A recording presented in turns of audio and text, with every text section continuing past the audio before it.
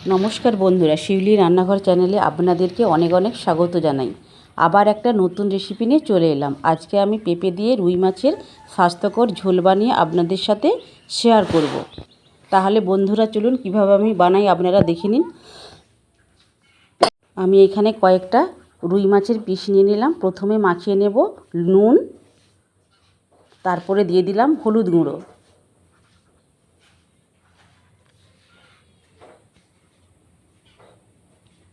এইবার হাতে করে ভালো করে মাখিয়ে নেব, যাতে নুন আর হলুদটা মাছের মধ্যে ভালো করে মিশে যায়। আমি তো বেশ ভালোভাবেই হাতে করে মাখিয়ে নিলাম।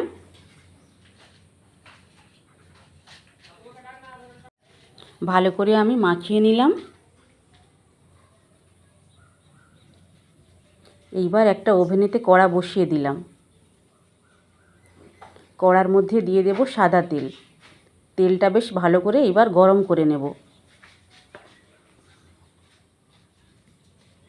তেলটা গরম হয়ে গিয়েছে। এবার মাছের পিসগুলো দিয়ে ভালো করে ভেজে নেব।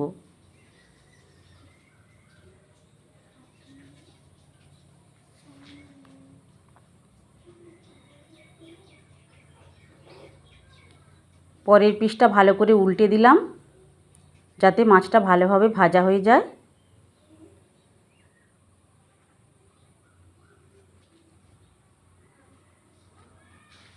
আবার পরের মাছগুলো একইভাবে ভেজে নেব।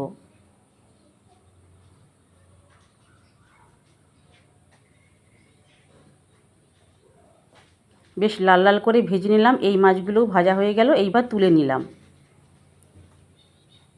এবার কড়াইয়ে কিছুটা তেল আমি কমিয়ে নেব। এই তেলের মধ্যেই দিয়ে দিলাম আলু আর কেটে রাখা পেঁপে। এইবার দিয়ে দেব নুন আর দেব হলুদ গুঁড়ো, দিয়ে ভালো করে ভাজা ভাজা করতে থাকব। ভালো করে ভাজা ভাজা করে নেব। আমার ভাজা হয়ে গিয়েছে। এইবার পরিমাণ মতো জল দিয়ে দেব। জল দিয়ে দিলাম। জল দিয়ে আলু পেঁপে ভালো করে সেদ্ধ করে নেব। একটা ঢাকনা দিয়ে দেব।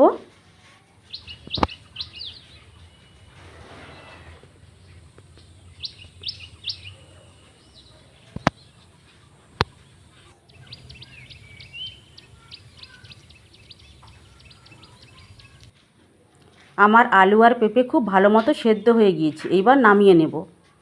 তার আগে ভাজা মাছগুলো দিয়ে দেব, দিয়ে 5 মিনিট ফুটিয়ে নেব। এতে করে ঝোলটার স্বাদটা আসবে ভালো।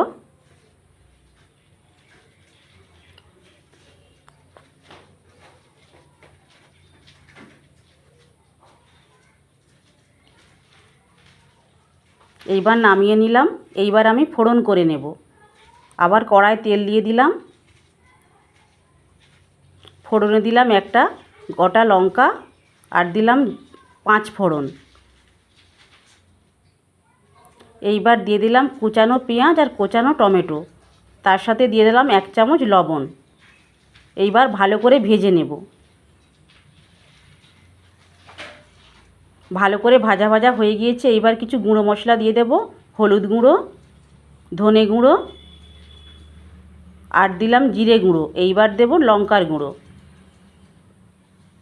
সমস্ত মশলা দিয়ে দিলাম। আবার ভালো করে একটু ভেজে নেব। ভালো করে ভাজা ভাজা করতে থাকবো।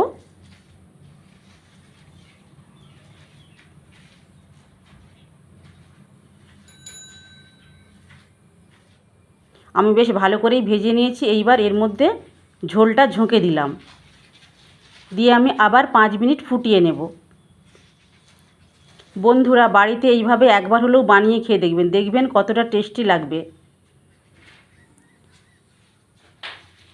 এবং খুবই স্বাস্থ্যকর ঝোল এটা।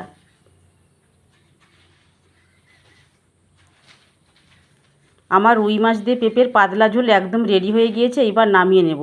তার আগে আমি পরিমাণ মতো লবণ দিয়ে দিলাম। রেডি হয়ে গেল আমার রুই মাছ দিয়ে পেঁপের স্বাস্থ্যকর ঝোল। এই রেসিপিটা যদি আপনাদের ভালো লেগে থাকে সাবস্ক্রাইব করে আমার পাশে থাকবেন। নমস্কার।